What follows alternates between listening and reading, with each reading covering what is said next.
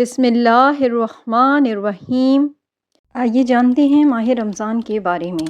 رمضان المبارک اسلامی سال کا 9واں مہینہ ہے جو عبادت اور اللہ کی رحمت کے نزول کا مہینہ ہے۔ یہ مہینہ خصوصی طور پر روزے رکھنے، عبادات میں اضافہ کرنے اور قرآن مجید کی تلاوت کا مہینہ ہے۔ اللہ تعالیٰ نے اس ماہ کو بے شمار برکتوں اور فضیلتوں سے نوازا ہے اور اسی مہینے میں قرآن کریم کا نزول بھی ہوا۔ چلیے اب جان لیتے ہیں رمضان کا تعارف۔ رمضان کا لفظ رمض سے نکلا ہے جس کا مطلب ہے جلانا یا گرمی۔ یہ مہینہ گناہوں کو جلا کر صاف کر دینے اور روح کو پاک کرنے کا ذریعہ ہے۔ قرآن کریم میں رمضان کا ذکر اللہ تعالیٰ فرماتے ہیں، سورہ بقرہ کی آیت کا ترجمہ، رمضان کا مہینہ وہ ہے جس میں قرآن نازل کیا گیا، جو لوگوں کے لیے ہدایت ہے اور ہدایت و فرقان کی واضح نشانیاں رکھتا ہے۔ آئیے اب بات کرتے ہیں رمضان المبارک کا پس منظر کیا ہے۔ رمضان کا روزہ رکھنا اسلام کے بنیادی ارکان میں سے ایک ہے۔ ابتدائی دور میں نبی کریم صلی اللہ علیہ وآلہ وسلم اور صحابہ کرام رضی اللہ تعالیٰ عنہ روزے رکھتے تھے، لیکن فرضیت کا حکم ہجرت کے دوسرے سال 2 ہجری میں نازل ہوا۔ اس سے پہلے نبی کریم صلی اللہ علیہ وآلہ وسلم اور اہل مکہ حضرت ابراہیم علیہ السلام کی سنت کے مطابق عاشورہ کا روزہ رکھتے تھے۔ روزے کی فرضیت کا حکم۔ اللہ تعالیٰ فرماتے ہیں، سورہ بقرہ کی آیت کا ترجمہ، اے ایمان والو، تم پر روزے فرض کیے گئے ہیں جیسے تم سے پہلے لوگوں پر فرض کیے گئے تھے تاکہ تم پرہیزگار بن جاؤ۔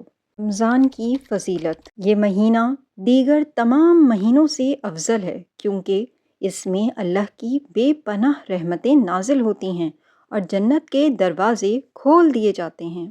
پہلی فضیلت یہ ہے کہ قرآن کریم کا نزول ہوا۔ جیسا کہ سورہ بقرہ میں ذکر ہوا، اسی مہینے میں قرآن نازل ہوا جو ہدایت کا سرچشمہ ہے۔ اس مہینے کی دوسری فضیلت یہ ہے کہ شیطان قید کر دیے جاتے ہیں۔ نبی اکرم صلی اللہ علیہ وآلہ وسلم نے فرمایا، جب رمضان کا مہینہ آتا ہے تو آسمان کے دروازے کھول دیے جاتے ہیں، جہنم کے دروازے بند کر دیے جاتے ہیں اور شیاطین کو قید کر دیا جاتا ہے۔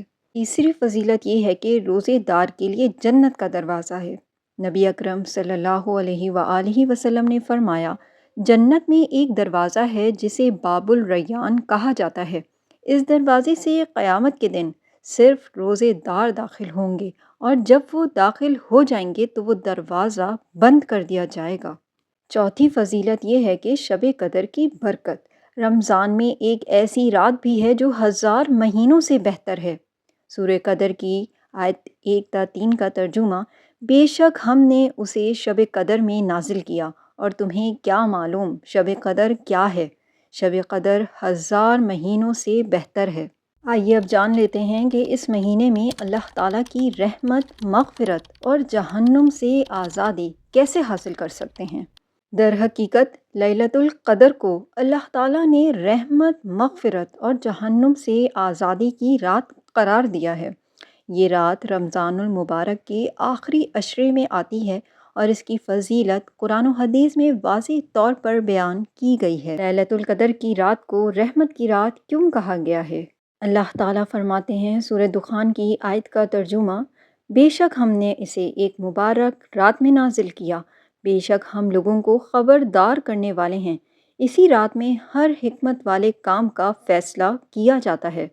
یہ آیات واضح کرتی ہیں کہ یہ ایک بابرکت رات ہے جس میں اللہ تعالیٰ کی خاص رحمت نازل ہوتی ہے اور اس میں بندوں کے تقدیری فیصلے کیے جاتے ہیں۔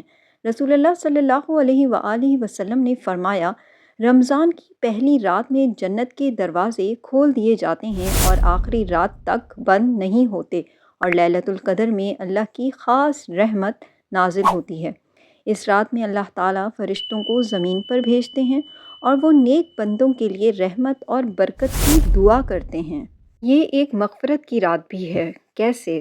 سورہ قدر کی آیت 3 کا ترجمہ ہے، لیلۃ القدر 1000 مہینوں سے بہتر ہے۔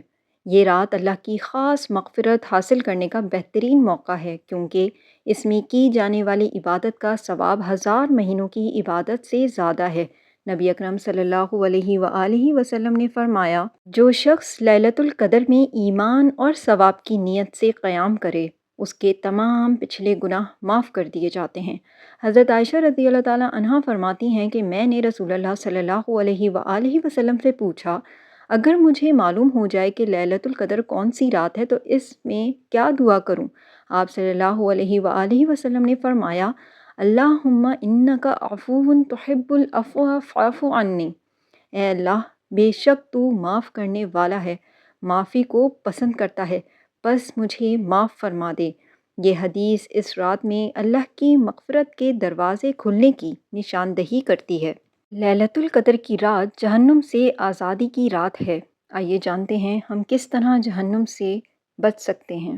اللہ تعالیٰ نے فرمایا، سورہ قدر کی آیات کا ترجمہ، فرشتے اور روح جبریل علیہ السلام اس رات میں اپنے رب کے حکم سے ہر کام کے لیے اترتے ہیں۔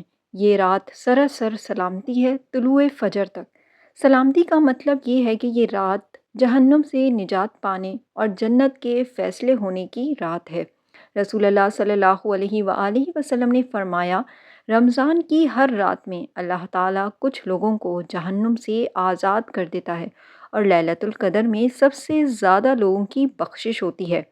امام ابن قیم الجوزیہ فرماتے ہیں، لیلۃ القدر کی عبادات اور اللہ کے سامنے عاجزی بندے کو جہنم سے بچانے کا سب سے بڑا ذریعہ ہے۔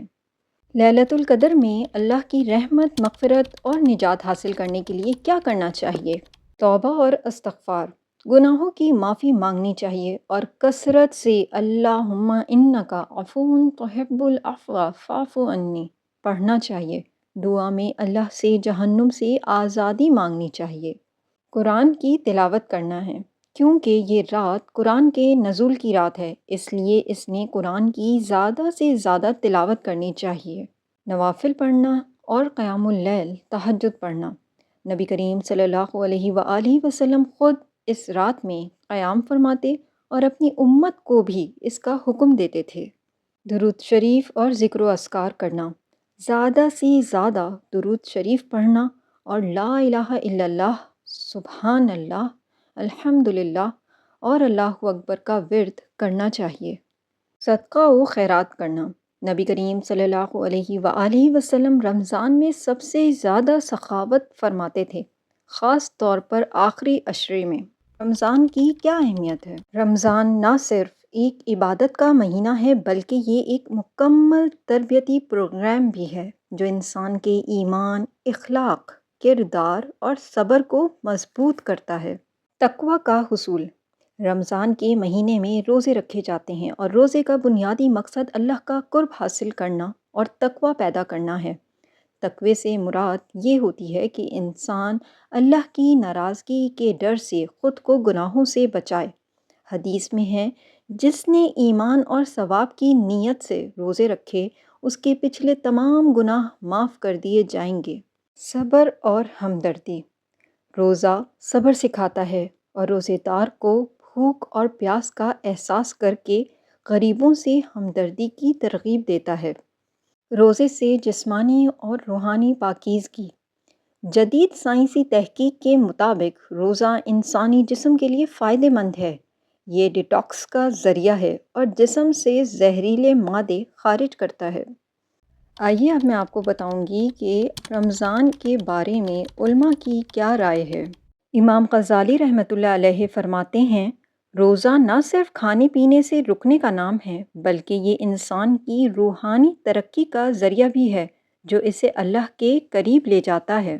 ابن قیم الجوزیہ رحمۃ اللہ علیہ لکھتے ہیں، رمضان میں جسمانی اور روحانی دونوں طرح کی پاکیزگی حاصل ہوتی ہے۔ اس مہینے میں بندہ اللہ کے ساتھ ایک خاص تعلق پیدا کرتا ہے۔ شیخ الاسلام ابن تیمیہ رحمۃ اللہ علیہ فرماتے ہیں، روزہ صرف کھانے پینے سے رکنے کا نام نہیں بلکہ دل، زبان اور تمام اعضاء کو اللہ کی نافرمانی سے بچانے کا نام ہے۔ اور مولانا مودودی رحمۃ اللہ علیہ لکھتے ہیں، رمضان در حقیقت ایک ٹریننگ کورس ہے جس میں بندے کو پورا مہینہ ضبط نفس کی مشق کرائی جاتی ہے تاکہ سال بھر وہ اللہ کی اطاعت میں رہے۔ آئیے پوری ویڈیو کا خلاصہ جانتے ہیں۔ رمضان المبارک ایک ایسا بابرکت مہینہ ہے جس میں اللہ تعالیٰ نے بے شمار رحمتیں رکھی ہیں۔ یہ مہینہ انسان کی روحانی ترقی کا ذریعہ ہے۔ ہمیں چاہیے کہ ہم اس مہینے میں نماز پڑھیں، نوافل اور تہجد کے حوالے سے قرآن کی تلاوت اور اس پر غور و فکر کریں، کثرت سے استغفار اور دعا مانگیں، درود شریف کی کثرت کریں، صدقہ و خیرات کریں، کسی کو معاف کریں اور اپنے گناہوں کی بھی معافی مانگیں۔ ہمیں چاہیے کہ اس ماہ کی قدر کریں اور زیادہ سے زیادہ عبادت، توبہ اور نیک اعمال کی طرف راغب ہوں تاکہ اللہ کی رحمت اور مغفرت حاصل کر سکیں۔ آمین۔ امید ہے یہ ویڈیو آپ کے لیے انفارمیٹیو رہی ہوگی۔ اگر ویڈیو پسند آئی ہے تو اسے لائک کیجیے اور اس انفارمیشن کو دوسروں کے ساتھ بھی شیئر کیجیے۔ چینل اگر ابھی تک سبسکرائب نہیں کیا ہے تو مزید ایسی ویڈیوز کے لیے ضرور سبسکرائب کریں۔ جزاک اللہ۔